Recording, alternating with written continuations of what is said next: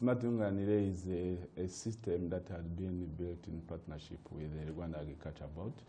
So Rwanda Agriculture Board was managing a subsidy program for the inputs. By inputs, I mean fertilizers and seeds. So the program was being managed manually. So the partnership between us and the Rwanda Agriculture Board was to digitize the entire program management. So whereby we digitize the end-to-end system.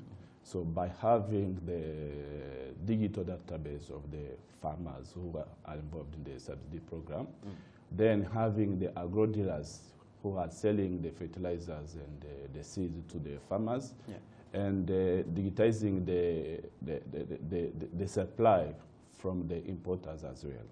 So as of today, the system is having around 1.2 users, including the farmers, the agro-dealers, and the input suppliers. So the way the system has been conceived, it was conceived to be implemented in 3 phases. So the first phase was kind of having the digital database of all the farmers. The second phase was to digitize the stock management, order processing, and distribution channel. Then behind the second phase, we were also called to put in place the digital payment behind and the financial inclusion. Right. As you talk about this, I mean, the key word I'm hearing here is digitizing. And we've had a lot of people talk about this, that we are in the era of digital, you know, and just talk to me like a 2-year-old on how this particular system works. You talk of digitization. Is it just a matter of taking, registering farmers, you know, their names and their produce on the computer, which will say it's not paper-based, or how does it work? Just educate by me on digitization, this. Actually, you know, the way the program was being managed was a paper-based management. So by digitization, it's meaning that we move and embrace the technology. So whereby the whole process is no longer paper-based. The whole process is IT-based.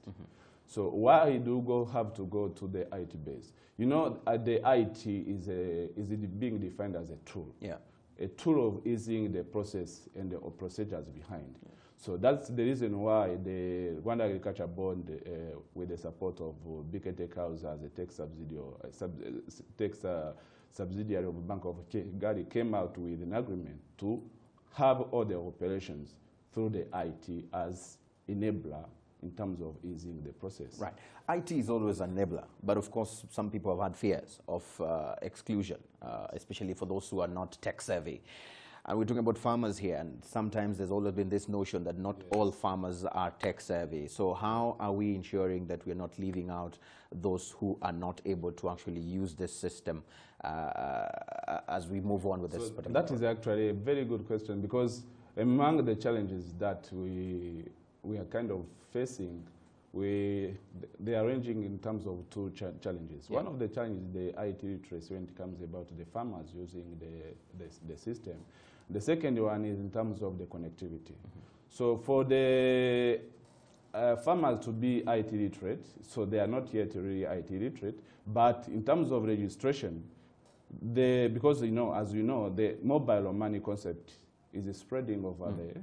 So as long as the farmers know how to deal with the mobile money, they can be paid. Exactly. They can be using the USSD code to get themselves registered. Another thing is that while registering, actually, they are not really requested to do the entire process of registration, because our system is being integrated with NID.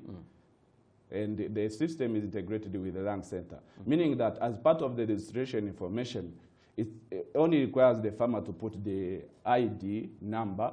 Then the rest of the information, it is being pulled out from the NID platform.